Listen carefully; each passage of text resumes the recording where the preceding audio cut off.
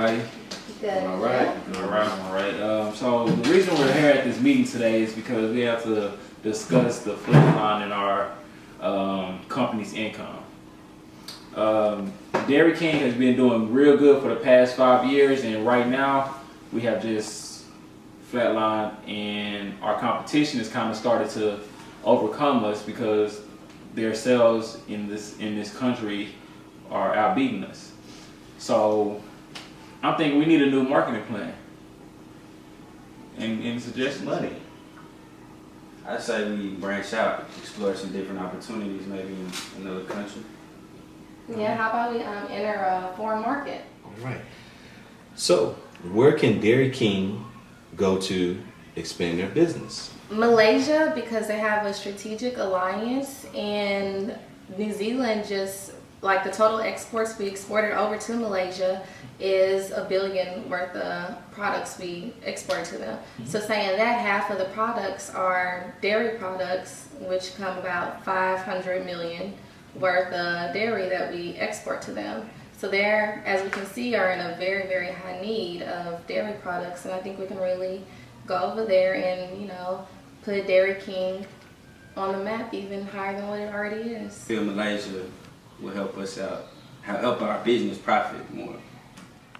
Okay, because Malaysia has a very small dairy farming over there, and they only produce 40,000 liters of dairy products a year. So stating that, I found this article where it was saying that the Malaysian government is gradually getting rid of the farm over there, and with saying that, I just feel we can just really go over there and take over. And it'll be a real good look for Dairy King. Why do y'all feel cultural awareness in a foreign market such as Malaysia is important?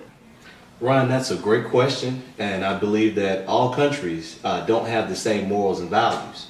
And since we've identified an opportunity in Malaysia, the biggest question is, on what scale do we enter in? On a big or small scale? When speaking of scale of entry, you're looking at how much of our resources are we ready to commit to this foreign market. So we can either enter on a large scale or a small scale, which means if we're looking at a large scale, it'll take a lot of resources, it'll take a lot of money, and it's also a lot more riskier than a small scale, because if the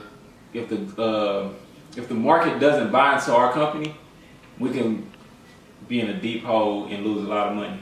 But when we're talking about small scale, basically we're giving the businesses time to look into our company, let them figure out everything that we're doing, and it costs way less and it limits all of the risk. So being that Malaysia government did pull out on the farming, which scale do you Well, being that their government did pull out on their dairy farming, I feel that Dairy King can come in on a large scale because, one, they've already had a dairy farming going on, but now they just need support. And if we go in with offers to support them with our dairy products, I feel that they'll buy into it, and we wouldn't have to worry about much risk because they already know the game. Yeah, that makes a lot of sense.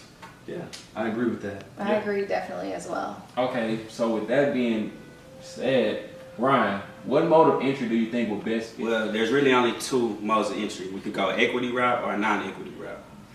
I believe the non-equity route might be the best move for us at the moment. And if we win a non-equity route, what options do you think we have? Well, Ryan, I believe we have two modes of entry if we're looking at a non-equity entry into a foreign market. One mode of entry would be a turnkey project, which is typically where we go in, we build the facility, we train the employees. But the only thing with that approach is we wouldn't have a long-term presence. What I would suggest is a build, operate, and transfer agreement, which is where we come in, we build the facility, we train the employees, and then over a period of time, we can transfer the operations to a agency or firm. Okay. I believe that we should take this idea to our business development department and see if we can move forward with it. What do you all think? Yeah, I think we should. I think we can really benefit off of this.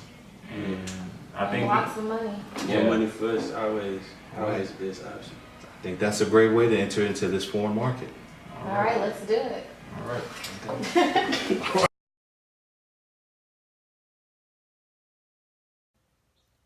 To sum it all up, 4 key factors to consider when entering foreign markets are location, culture, skills of entry, and modes of entry.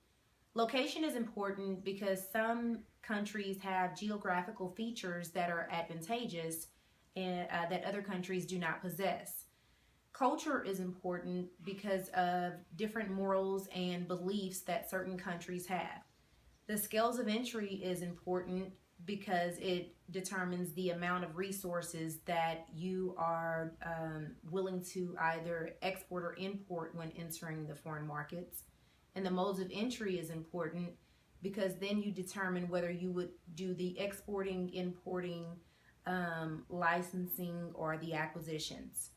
An example of 2 countries involved in foreign markets would be New Zealand, which is our country, and Malaysia. New Zealand's #1 export is dairy, and that is advantageous for them to export to Malaysia because the Malaysian government has gradually withdrawn support from all dairy farming sectors. So since 2002, the government is no longer providing any direct support to the farming sectors. I hope you guys enjoyed our presentation. Thank you.